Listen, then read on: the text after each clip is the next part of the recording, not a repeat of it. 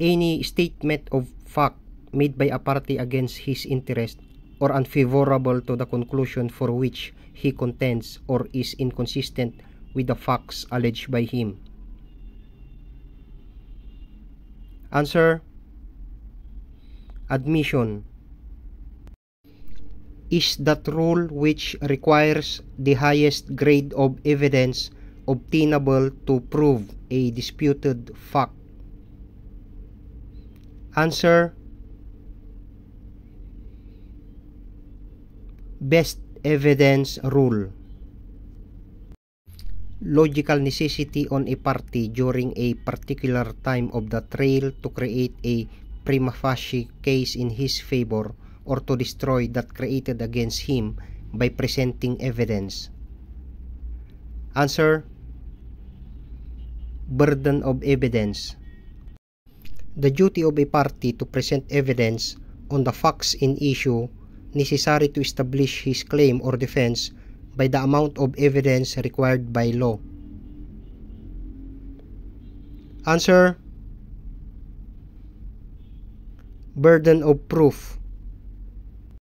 The aggregate of the moral qualities which belong to and distinguish an individual person. Answer: character. Is the proof of a fact or facts from which taken either singly or collectively, the existence of a particular fact in dispute may be inferred as a necessary or probable consequence. Answer: circumstantial evidence.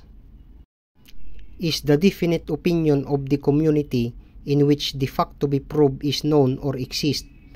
It means the general or substantially undivided reputation as distinguished from a partial or qualified one, although it need not be unanimous.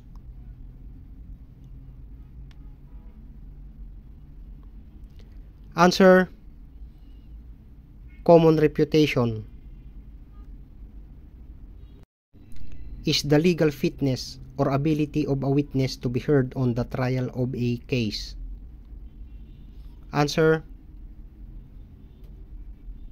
competency of a witness. One that is not excluded by the rules of court, statute, or the Constitution. Answer: competent evidence. Is an agreement made between two or more parties as a settlement matter in dispute. Answer: compromise. The class of evidence which the law does not allow to be contradicted.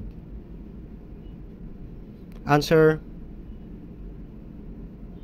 conclusive evidence.